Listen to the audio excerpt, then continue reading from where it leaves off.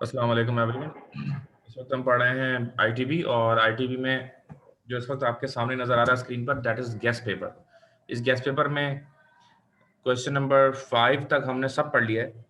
तो आज हम जो बात शुरू करेंगे वो है क्वेश्चन नंबर 6 की।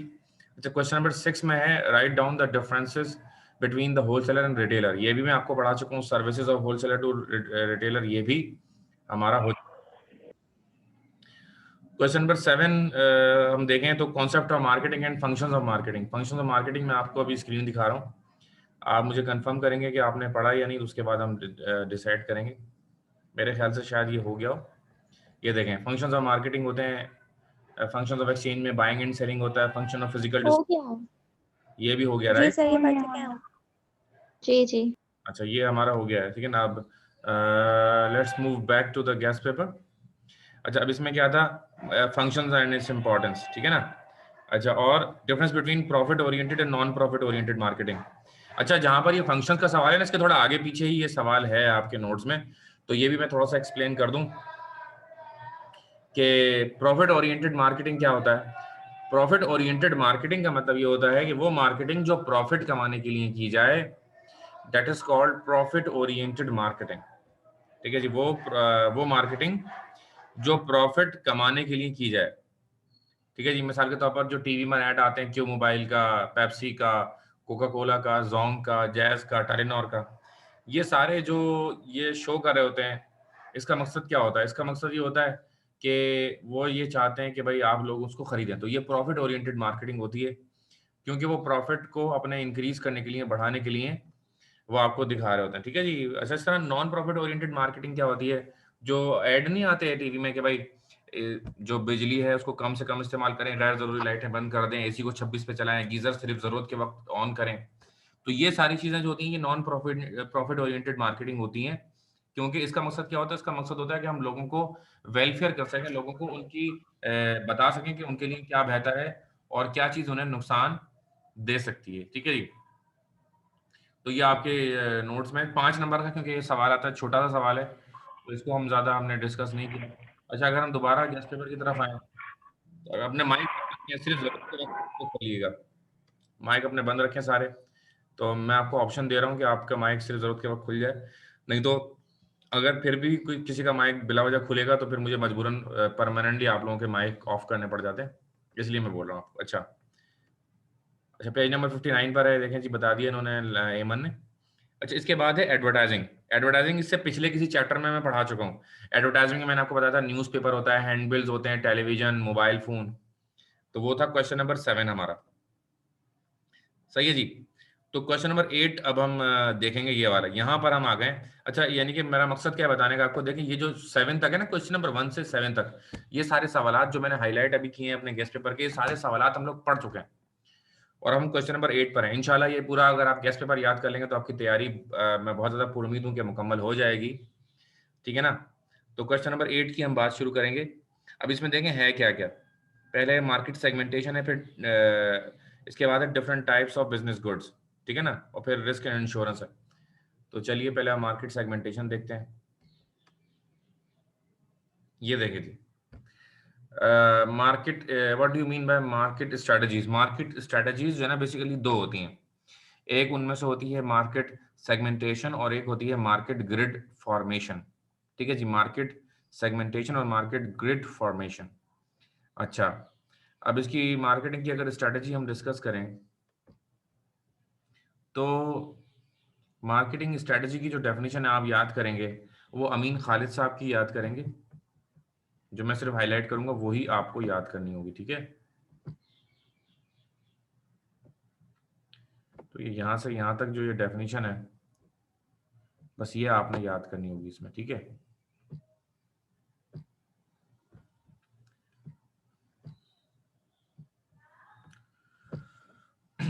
सर ये नोट्स में है। जी बेटा, नोट्स में है। आप देखिए पेज नंबर 53 को ही किसी ने कहा है, स्ट्रेटजी बिल्कुल है, मार्केटिंग स्ट्रेटजी का सवाल है इसी चैप्टर में, मार्केटिंग के चैप्टर में। बाकी आप लोग खुद चैट में पेज नंबर बता दें ताकि बाकियों को भी आसानी से मिल जाए। Marketing strategy is a skill in planning to meet competition, and its aim is to sell a right product at the right place at the right time to the right customer। ठीक है जी। यानी कि strategy क्या है कि सही बंदे के पास हमारा प्रोडक्ट पहुंच जाए सही वक्त पर। जब सही बंदे के पास हमारा प्रोडक्ट सही वक्त पर पहुंच जाएगा तो हमारी सेल होगी, हमारी ट्रांजैक्शन होगी, हमारा काम चलेगा। अब इसको मार्केटिंग स्ट्रेटजी को दो हिस्सों में क्लासिफाई किया जाता है। ये हाईलाइट जो मैंने किया सिर्फ यही आप करेंगे। इसके बाद आप हेडिंग डालेंगे कंपोनेंट्स ऑफ, ये हेडिंग डालेंगे, ये लिखेंगे आप, ठीक है ना। मैं हाईलाइट करता जा रहा हूँ, आप लोग भी अपने पास मार्किंग करते जाइएगा। Components of marketing strategy. Components of marketing strategy दो होती हैं, एक मार्केट सेगमेंटेशन होती है और एक मार्केट ग्रिड फ्रेम होती है। इसमें मार्केट सेगमेंटेशन जो होती है ये ज्यादा इंपॉर्टेंट होती है, तो हम इसी को पढ़ रहे हैं। मार्केट सेगमेंटेशन क्या है? द सेगमेंट्स में be along age, gender, income, religion, caste, education, community, nationality. Its objectives are number one, meeting competition, and number B, providing maximum satisfaction to the customers. ठीक है जी। मार्केट सेगमेंटेशन क्या होता है? Market segmentation है, आपने segment का लफ्ज सुना होगा, सेगमेंट कहते हैं टुकड़ों को। तो मार्केट सेगमेंटेशन का मतलब ये है कि अपनी मार्केट को टुकड़ों में तकसीम कर लो। जब आप अपनी मार्केट को टुकड़ों में तकसीम कर लेंगे तो आपके लिए आसानी हो जाएगी कि आप लोगों के ऊपर बेहतर तौर पर जो है वो नजर रख सकते हैं, बेहतर तौर पर लोगों को आप कन्विंस कर सकते हैं अपनी बात को समझाने में उनको, ठीक है ना। अब इसमें क्या क्या है हमारे पास? तो सेगमेंट्स में हमारे पास है नंबर वन, अच्छा देखें, एज वाइज करेंगे, बच्चे, बूढ़े, जवान, जेंडर, मेल, फीमेल, और इनकम, गरीब, अमीर, मुसलमान, हिंदू वगैरह, कास्ट जो होती है सैयद, गैर सैयद, अब्बासी, चन्ना, ये इतनी सारी कास्ट होती है हमारे यहाँ, सिंधी, पंजाबी, बलोच, तालीम, पढ़े लिखे, गैर पढ़े लिखे, नेशनलिटी, पाकिस्तानी या फॉरेनर्स। तो ये सारी सेगमेंटेशन होती है, इनके हिसाब से हम टुकड़ों में लोगों को तकसीम कर सकते हैं। इसके बाद हमारे पास मीटिंग कंपटीशन। अच्छा, इसके बाद क्या है? Meeting competition. मीटिंग कंपटीशन का क्या मकसद है? मीटिंग कंपटीशन का मकसद ये है जी कि आपने कंपटीशन को मीट करना होता है। जब आप बिजनेस कर रहे होते हैं मार्केट के अंदर तो आपका लोगों से मुकाबला होता है, ठीक है जी। तो मीटिंग कंपटीशन के लिए स्ट्रेटजी बनाई जाती है। Number two, providing maximum satisfaction to the customer. देखें, when you want to repeat a client, जब आप ये चाहते हैं कि जो आपका क्लाइंट है वो रिपीट हो, how will the client will be repeated? भाई क्लाइंट कैसे रिपीट होगा? क्लाइंट सिर्फ जब ही रिपीट होगा, क्लाइंट सिर्फ जब ही रिपीट होगा जब आप उसको सेटिस्फाई करेंगे, मुतमईन होगा, रिपीट होगा, ठीक है जी।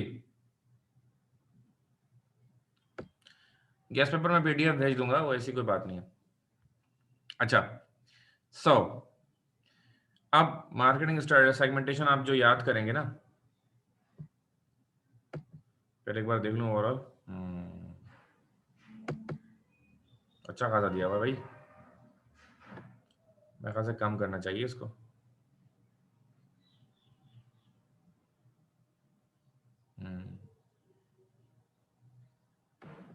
सिर्फ सेगमेंटेशन भी तो 10 नंबर का आ जाता है, तो पूरा भी कर लें तो कोई हर्ज नहीं है, ठीक है जी। तो मार्केट सेगमेंटेशन, लोगों को डिवाइड कर लेना। इसके अंदर मार्केटिंग हैज 4 पार्ट्स। ये इसकी जरूरत नहीं है यहाँ पर, ये डिलीट कर देते हैं। The market segmentation can be stated by the following table. जब टेबल्स बना दिए गए। अब ज्योग्राफिकल सेगमेंटेशन किस तरह से होती है? रूरल मार्केट गांव वाले, अर्बन मार्केट शहर वाले, नेशनल मार्केट हमारे पाकिस्तानी कौमी, फॉरेन मार्केट पाकिस्तान से बाहर के लोग। कस्टमर सेगमेंटेशन बाय एज हो सकती है, आपको बताया, बच्चे, बूढ़े, जवान, जेंडर मेल और फीमेल, ठीक है जी। एंड सेगमेंटेशन बाय इनकम, अमीर, गरीब। कल्चरल सेगमेंटेशन रिलीजन की बुनियाद पर हो सकती है, मुसलमान, हिंदू, सिख, ईसाई, बुद्धिस्ट। कल्चर के हिसाब से हो सकती है, महाजिर, सिंधी, बलोची, पंजाबी। फैशन के हिसाब से हो सकती है, रिलीजियस परसेप्शन रखने वाले लोग अलग होते हैं, मॉडर्न जो लोग होते हैं वो थोड़े डिफरेंट होते हैं। सीजन वेदर, सर्दी और गर्मी के हिसाब से कपड़े बनते हैं, चीजें मुख्तलिफ इस्तेमाल की जाती हैं। अच्छा, मार्केटिंग मिक्स। मार्केटिंग मिक्स को दफा कर देते हैं, ये नहीं करना है। यानी कहां तक करना समझ गए ना आप लोग? इससे ऊपर ऊपर करना है, कल्चर सेगमेंटेशन यहां तक करना है। अच्छा, तो सेगमेंटेशन तो हो गया खत्म। अब अगला सवाल है, discuss the different phases of product life cycle. ये मैं पढ़ा रहा हूं अभी, ये भी गेस्ट पेपर में मेरे है कहीं नीचे किसी सवाल में, तो ये अभी आ गया तो ये भी पढ़ लें कि प्रोडक्ट लाइफ साइकिल है क्या। बात यह कि प्रोडक्ट जो होता है ना उसकी एक लाइफ होती है, उसका एक साइकिल होता है कि भाई एकदम से प्रोडक्ट इंट्रोड्यूस होता है, जब इंट्रोड्यूस होता है मैं देखता हूँ कि अगर उसकी कोई डायग्राम भी होनी चाहिए थी, नहीं। तो let me try to make a diagram, might be possible that I would be possible to make you understand. Insert करेंगे शेप्स,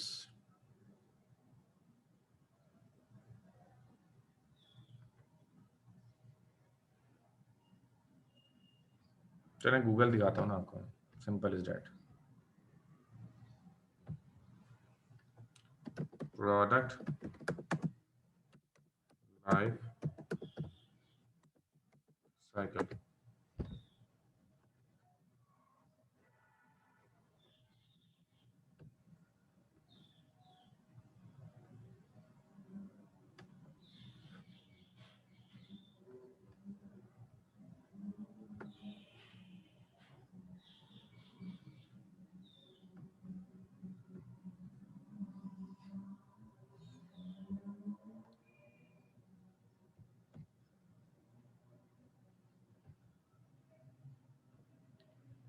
आया स्क्रीन पर? ये देखें ना, प्रोडक्ट लाइफ साइकिल लिखा हुआ है। पहला है डेवलपमेंट, इंट्रोडक्शन, नोट्स में है ना डायग्राम, चलें अच्छा है। लेकिन मैंने भी आपको डायग्राम दिखा दी कि भाई डेवलपमेंट होती है, एक नया प्रोडक्ट हम बनाते हैं, उसके बाद इंट्रोडक्शन होता है, लोगों को पसंद आता है, वो ग्रोथ की तरफ जाता है, फिर एक मेच्योरिटी यानी मैक्सिमम जो पॉसिबल उसका एक्सपेंशन होता है वो हो जाता है, उसके बाद डिक्लाइन आने लगता है। अब डिक्लाइन के लेवल पर आपको इसमें चेंज लेकर आना होता है, तब्दीली लेकर आनी होती है, और अगर आप तब्दीली नहीं करते हैं तो आपका प्रोडक्ट फेल भी हो सकता है। ठीक है जी, okay then let's move back.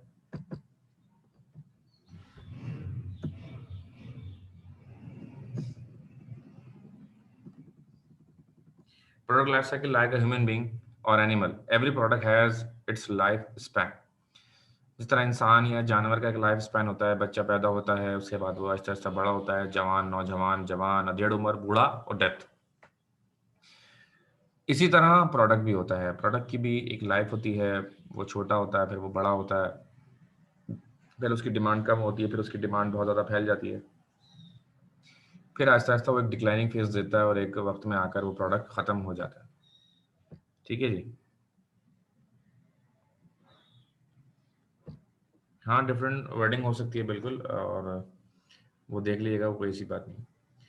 तो प्रोडक्ट लाइफ साइकिल होगा, स्टार्ट होगा, पहला क्या है, बर्थ या manufacturing of a product. After birth of a product commercially in a factory और industry by manufacturer, he tries to market it in possible targets market. Product जब birth हो जाती है, यानी कि एक प्रोडक्ट जब बन जाता है, उसके बाद वो प्रोडक्ट जो है ना मार्केट में दिया जाता है, उसको इंट्रोडक्शन ऑफ प्रोडक्ट कहते हैं। फिर स्टेज नंबर 2 आता है, the producer sell his product to any possible distributor, और वो अपने हर बंदे को वो देता है बेचने के लिए। फिर क्या होता है, लोगों को प्रोडक्ट पसंद आने लगता है, तो स्टेज नंबर 3 यानी कि मार्केट डेवलपमेंट के ऊपर प्रोडक्ट आ जाता है। इसके बाद स्टेज नंबर 4 पे जाता है कि जब वो बहुत ज़्यादा लोग उसको पसंद करने लगते हैं, तो वो एक मेच्योरिटी पर चला जाता है कि काफ़ी लोग अब उसको पसंद करते हैं उस प्रोडक्ट को, अब हर बंदा चाहता है कि वो प्रोडक्ट उसको मिले, तो this is called market maturity. अब मार्केट की मेच्योरिटी को मेंटेन करने के लिए क्या होता है कि अब आपको उस प्रोडक्ट के अंदर ना चेंजेस लेकर आने होते हैं as per the need and desire of the अपना कस्टमर्स। जैसे जैसे लोगों की नीड और डिज़ायर चेंज हो रही होती है, लोग बोलते हैं कि यार इसमें ये भी होना चाहिए, वो भी होना चाहिए, साथ साथ जो आवाम की डिमांड आ रही है चेंजेस की, अगर आप अपने प्रोडक्ट में वो साथ साथ चेंजेस करते रहेंगे तो आप और आगे चलते रहेंगे। लेकिन अगर आपने जो नीड ऑफ द पीपल होती है, अगर वो आपने चेंजेस नहीं किए, तो आपका प्रोडक्ट फेल भी हो सकता है। ठीक है, इसके बाद है मार्केट डाउनफॉल। अगर नहीं करते, मेच्योरिटी लेवल पर आकर आप अपने प्रोडक्ट की जो डिमांड है, अगर उसको मेंटेन करने में फेल हो जाते हैं, तो फिर आपका प्रोडक्ट नीचे की तरफ जाने लगता है और वो ख़त्म होने लगता है। तो स्टेज 5 मार्केट डाउनफॉल, इसमें क्या, number 1 introduction of a substitute, एक सब्स्टिट्यूट का इंट्रोडक्शन करवाना होता है। A substitute new identical product is introduce into the market in mean time. ठीक है जी, चीप सब्स्टिट्यूट्स, एक तो ये है कि मार्केट में डाउनफॉल आपके प्रोडक्ट का क्यों आएगा, नंबर 1 कि अब उससे बेहतर मुतबादिल मिल गया लोगों को, तो आपका प्रोडक्ट लोग इस्तेमाल करना छोड़ देंगे। चीप सब्स्टिट्यूट, सस्ता भी है भाई, एक चीज 100 रुपए की खरीदने, उसी की जैसी चीज अगर 50 रुपए में आ जाएगी तो लोग उस 50 वाली की तरफ चले जाएंगे। Number 3, change in taste of the customer. अगर आज आपको बिरयानी पसंद है, हमेशा आपको बिरयानी पसंद नहीं रहेगी, you the taste will get change, ठीक है ना। तो आपको जैसे ही आपका टेस्ट चेंज होगा तो लोगों को चाहिए, जो मार्केटर्स हैं, बिजनेसमैन हैं, प्रोड्यूसर्स हैं, उनको चाहिए कि वो अपने प्रोडक्ट में भी आपके चेंज के साथ साथ अपने अंदर भी चेंज ले आए, ठीक है जी। इसके बाद है stage 6, demise of a product. At this stage the producer discontinues the production. Demise मतलब कि खत्म of the product, product finish. अब उसका इस्तेमाल लोग क्या कर देते हैं, बंद कर देते हैं, ठीक है जी। यहाँ पर ये सवाल हो गया खत्म। Now let's move back to the guess paper.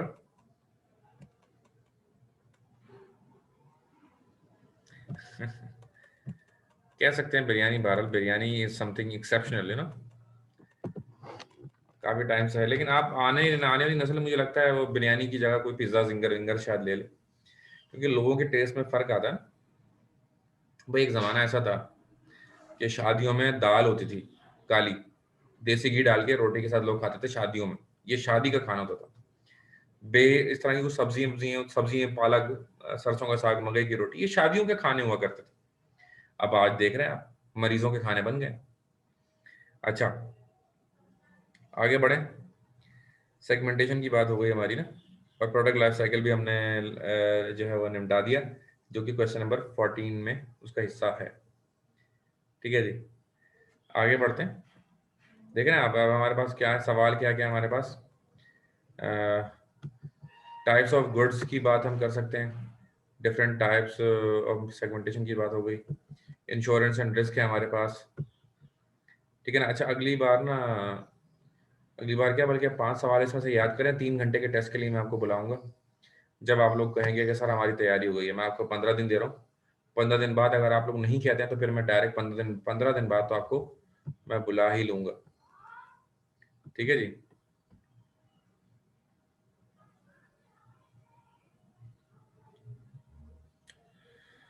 Pricing policies नहीं है हमारे इसमें, तो आगे बढ़ते हैं इससे।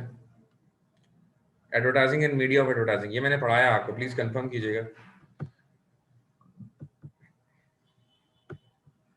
गेस्ट पेपर में है, लेकिन I think I have done it.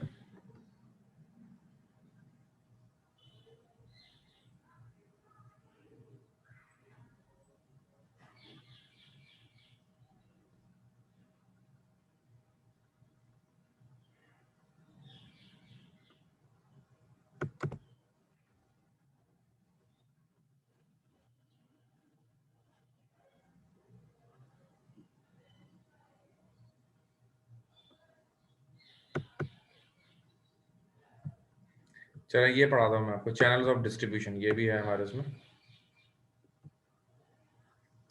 नहीं पढ़ाया, एडवर्टाइजिंग नहीं पढ़ाया, okay okay, relax relax relax.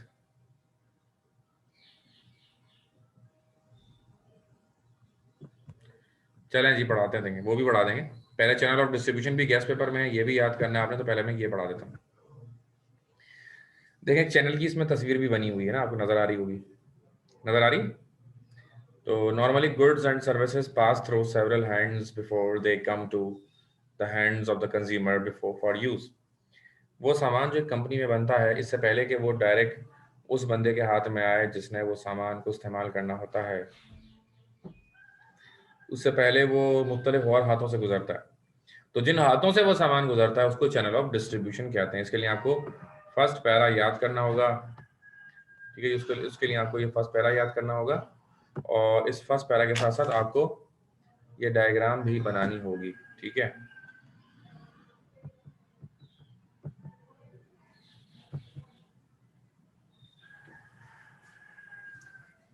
इसके बाद है डायरेक्ट चैनल, जो है दो होते हैं, एक डायरेक्ट चैनल होता है और एक इनडायरेक्ट चैनल होता है। डायरेक्ट चैनल की आपके सामने तस्वीर भी बनी हुई है। अगर कोई ऐसा प्रोडक्ट है जो मैन्युफैक्चरर ने बनाया, और मैन्युफैक्चरर ने बनाने के बाद डायरेक्टली कस्टमर्स को सेल करना शुरू कर दिया, मैन्युफैक्चरर ने बनाने के बाद डायरेक्टली अगर कस्टमर्स को सेल करना शुरू कर दिया, इसे कहते हैं डायरेक्ट चैनल।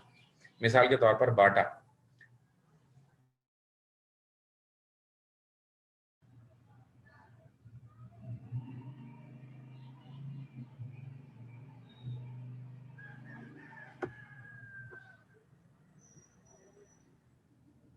जी, अब आवाज आ रही?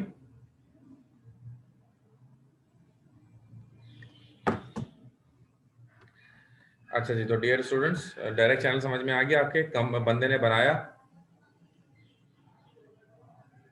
सर चले गए। अरे भाई मैं यहीं हूँ, इंटरनेट डिस्कनेक्ट हो गया था तो मैंने दूसरी डिवाइस कनेक्ट की, समझ में? जी मैं गेस्ट पेपर दे दूंगा पीडीएफ। अच्छा, इनडायरेक्ट चैनल सुने हैं आप? इनडायरेक्ट चैनल क्या होता है? इनडायरेक्ट चैनल ये होता है कि भाई if the producer is producing goods on large scale it may not be possible for him to sell goods directly to consumers. अगर एक बंदा जो सेलर होता है, अगर वो बड़े स्केल पर बना रहा होता है, प्रोडक्ट्स को बड़े पैमाने पर बना रहा होता है, तो ये उसके लिए आसान नहीं होता कि वो डायरेक्टली हर कंज्यूमर तक पहुंचे और हर कंज्यूमर तक वो अपना सामान डायरेक्टली खुद सेल करे। It is not possible. तो फिर वो क्या करता है? फिर वो ये करता है कि इनडायरेक्टली सेल करता है। वो एजेंट को देगा, एजेंट होलसेलर को देगा, होलसेलर रिटेलर को देगा और रिटेलर कंज्यूमर को देगा। ये चैनल कौन कौन से हो सकते हैं? ये 5 किस्म के चैनल हो सकते हैं और ये 5 के 5 आपके सामने ये जो स्क्रीन पर नजर आ रहा है आपको, ये बने हुए हैं, ठीक है ना? ये देखें, ये 5 जो बने हुए हैं आपकी स्क्रीन में।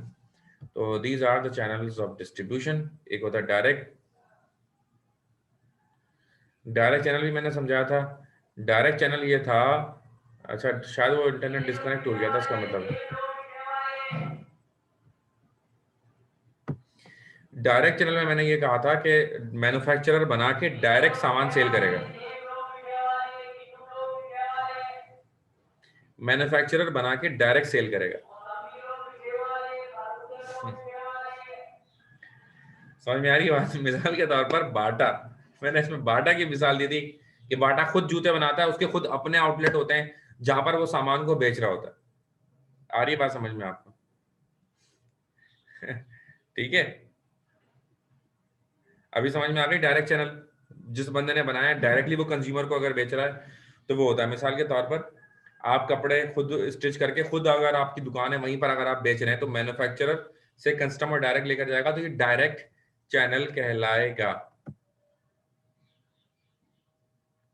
पेज नंबर बता दो भाई कोई।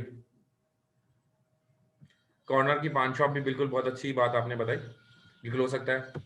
Now we will move back to advertising question.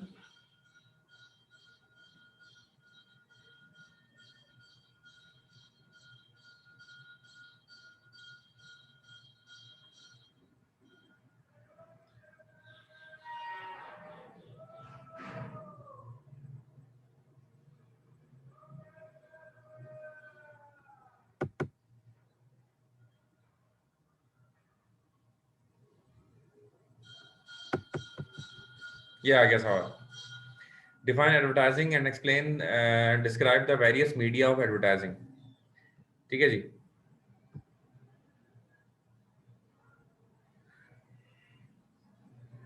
Ji brand सारे जो है उसकी एग्जांपल है, बिल्कुल।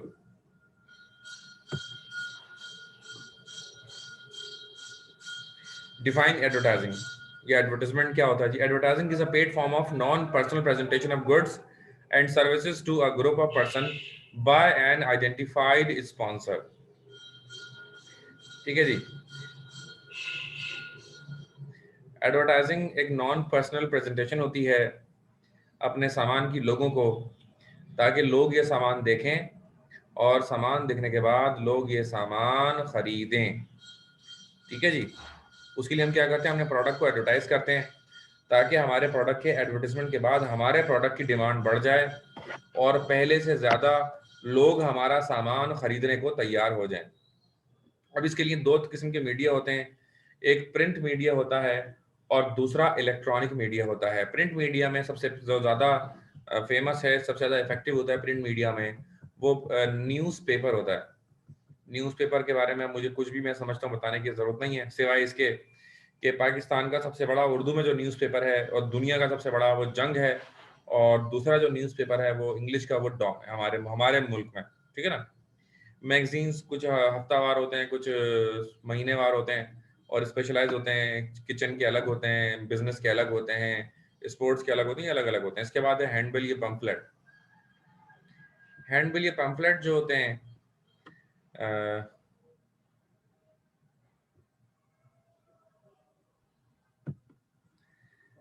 मूंगफली वाला, अरे भाई वो था शकरकंदी वाला था, क्योंकि उसने शकरकंदी भी बोला था ना, मैं समझ गया था। अब आप लोग तो है नहीं, तो आज मैं आप लोगों को शकरकंदी खिला देता, खानी चाहिए सर्दियों में शकरकंदी। खैर आगे चलें। देखो बिला वजह की चैट मत करो, नहीं तो मैं चैट भी बंद कर दूंगा, बता रहा हूँ, काम की बात करनी है अभी सिर्फ। हैंड बिल्स पंफलेट होते हैं। हैंड बिल वो इतना बड़ा पेपर होता है, उस पर दोनों तरफ लिखा होता है खुशखबरी खुशखबरी। अब आपके अपने इलाके में दूध की नई दुकान जिसमें 1 किलो दूध के साथ एक डबल रोटी फ्री दी जा रही है, इस तरह के पैम्फलेट्स होते हैं जो लोग बांटते हैं। ब्यूटी पार्लर खोल लिया है मिसाल के तौर पर अक्सा जो है, अक्सा ने जो है वो हेयर डिजाइनिंग और आईब्रो और ये इस तरह का ब्यूटी पार्लर खोल लिया है मिसाल के तौर पर। अब अक्सा ने लिखा है खुशखबरी, एक एक लड़की के साथ दूसरी लड़की की आईब्रो फ्री बनाई जाएंगी। नया अक्सा ने ब्यूटी पार्लर खोल लिया मिसाल के तौर पर, तो ये उन्होंने ऑप्शन दे दिया। तो इस तरह की चीजें हो सकती हैं पंफलेट वगैरह के जरिए। इस तरह आजकल मेरे घर में मैं अक्सर आता हूँ तो कुछ ना कुछ पड़ा हुआ होता है, उसमें लिखा होता है बर्गर वगैरह से रिलेटेड, बहुत ज्यादा आजकल आ रहे हैं ना घरों पे। आप लोगों की तरफ भी आ रहे होंगे यकीनन, है ना। इसके बाद क्या, बिल बोर्ड्स, वो जो रोड पर बड़े बड़े बोर्ड नहीं लगे होते जिसपे टू लेट लिखा होता है, बचपन में आपने देखकर उसको हंसे जरूर होंगे। स्काई राइटिंग हमारे मुल्क में नहीं हो सकती, क्योंकि ये स्काई राइटिंग बहुत महंगी होती है। स्काई राइटिंग पाकिस्तान में पॉसिबल ही नहीं है। ठीक है जी।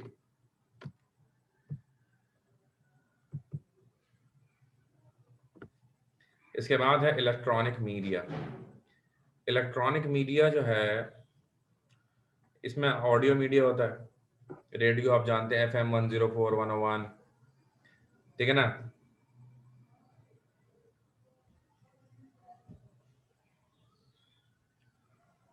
अच्छा, इसी तरह वीडियो मीडिया में टेलीविजन है सबसे ज़्यादा इफेक्टिव। कहा जाता है कि टेलीविजन होता है। सिनेमा स्लाइड स्पेसिफिक लोगों के लिए सिनेमा स्लाइड होती है। हर, क्योंकि पाकिस्तान में 20 करोड़ में से 1 करोड़ लोग जाते हैं सिर्फ cinema. Internet, internet is the most effective media now. बस इंटरनेट पर ये सवाल कंप्लीट हो जाएगा। ठीक है जी, ये सवाल भी कंप्लीट हो गया। अब नीचे की तरफ चलते हैं वापसी।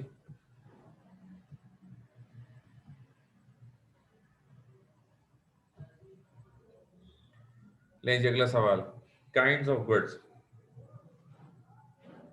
ये भी बहुत अहम सवाल है। Describe the various kinds of goods, ये भी आपने याद करना है बेटा।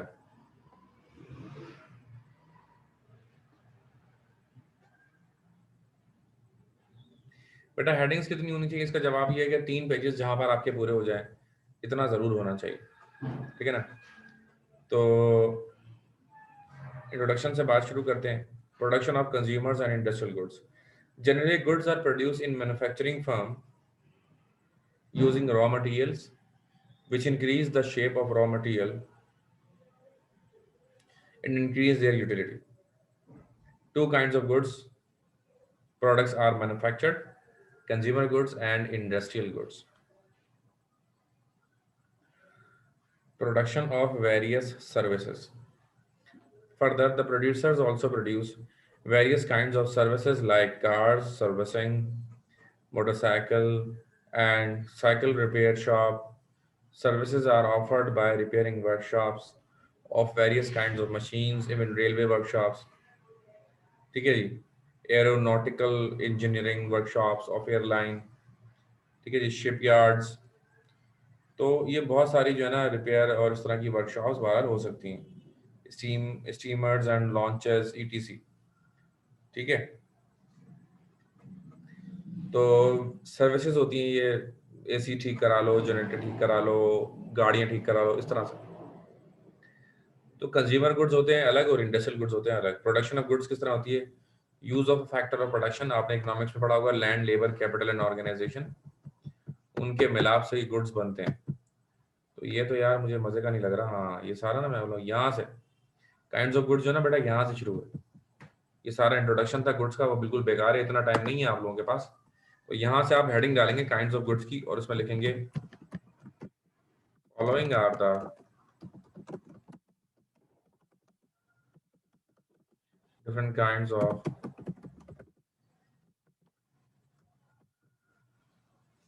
following are the different kinds of goods.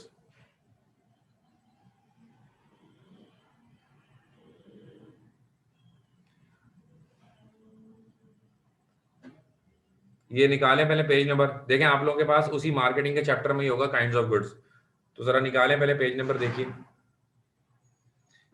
Kind explain the different kinds of goods जो सवाल है यहाँ से वो शुरू हो रहा है। इससे ऊपर जो कुछ था वो सिर्फ इंट्रोडक्शन था, मैंने पढ़ दिया, लेकिन आपने वो करना नहीं। तो रिलैक्स होकर समझने की कोशिश करें, लाइबा जरूर आपके समझ में आएगा। अब काइंड्स ऑफ गुड्स में शुरू कर रहा हूँ। सबसे पहले होता है कंज्यूमर गुड्स। कंज्यूमर गुड्स वो होते हैं जो इंसान खरीदता है और खरीद कर इस्तेमाल कर लेता है। जो इंसान गुड्स खरीदता है और खरीद कर क्या कर लेता है जी, इस्तेमाल कर लेता है। तो अगर कोई इंसान गुड्स खरीदता है और खरीद कर इस्तेमाल कर लेता है उसे कहा जाता है कंज्यूमर गुड्स। कंज्यूमर गुड्स की काइंड्स होती हैं। सबसे पहली जो काइंड है वो है कन्वीनियंस गुड्स। कन्वीनियंस गुड्स क्या होते हैं, जो इंसान आसानी से खरीदता है और इन चीज़ों को इंसान खरीदते वक्त सिर्फ आसानी का ख्याल करता है कि मेरे लिए ये सामान खरीदना बस आसान होना चाहिए। ठीक है जी, मेरे लिए सामान खरीदना क्या होना चाहिए, जस्ट आसान होना चाहिए। इसमें क्या एग्जांपल है। अब कन्वीनियंट गुड्स को फर्दर क्लासिफाई किया जाता है बहुत सारे हिस्सों में, जैसा कि आपके सामने नजर आ रहा है। Number 1 staple goods. Staple goods कौन से होते हैं? Staple goods for example grocery items. भाई ग्रोसरी आइटम्स जो है ना, इंसान अपने घर के करीब से ही खरीदता है। उसके लिए कोई हैदराबाद या शहर से बाहर नहीं जाएगा माचिस खरीदने और साबुन खरीदने, अंडे खरीदने। इम्पल्स गुड्स क्या होते हैं? इम्पल्स गुड्स जो होते हैं बस नजर आ गया तो खरीद लिया। मिसाल के तौर पर मेरे साथ जो है ना, मैं बच्चों को लेके जा रहा था, खिलौने नजर आए, बच्चों ने रोना शुरू कर दिया कि भाई ये मुझे खिलौने चाहिए। तो मैंने बच्चों को नजर आया, मैंने दिलवा दिया, मेरा कोई प्लान नहीं था। तो स्टेपल गुड्स क्या, स्टेपल गुड्स होते हैं जो रोजाना इस्तेमाल होते हैं। इम्पल्स गुड्स जो होते हैं जो बस नजर आया और खरीद लिया।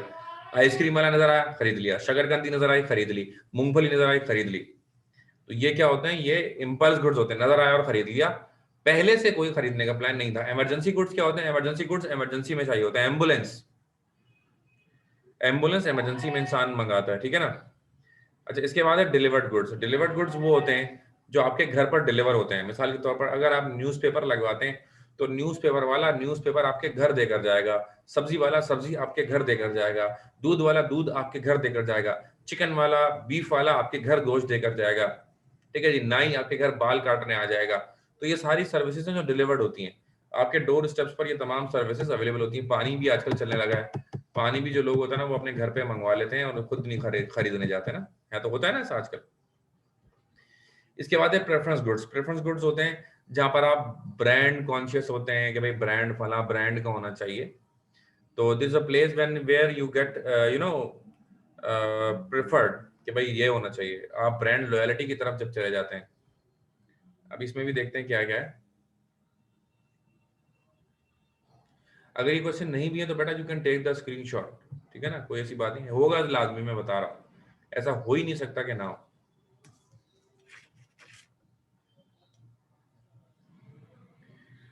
Shopping goods. शॉपिंग गुड्स क्या होते हैं कि जिनको खरीदने से पहले आप अच्छी तरह देखते हैं, सोचते हैं, समझते हैं, बार्गेनिंग करते हैं। भाई ज्वेलरी है मिसाल के तौर पर, कपड़े हैं मिसाल के तौर पर, ये शॉपिंग गुड्स होते हैं।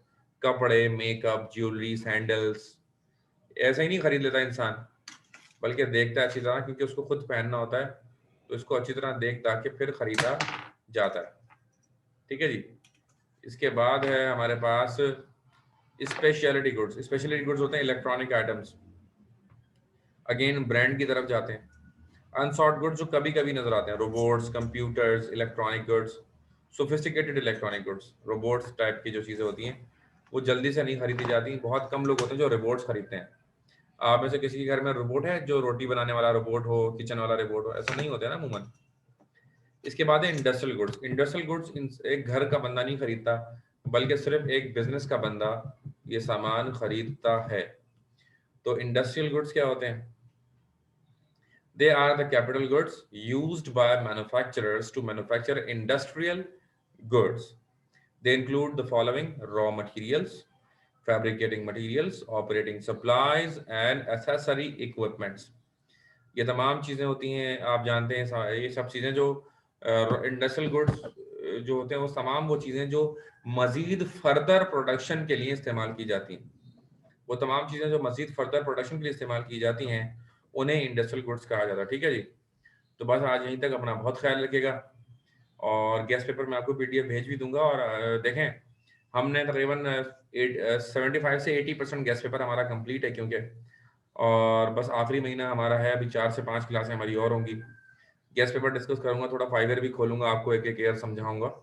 तो बस मैं ये चाहूंगा कि कोशिश कीजिएगा कि आप ना रेगुलर रहें, कोई छुट्टी नहीं करनी है आपने मजीद, ठीक है ना, क्योंकि आपके पेपर होना है फरवरी में, आपके पेपर हो जाएंगे इंशाल्लाह रेगुलर के, ठीक है। ओके, अल्लाह हाफिज।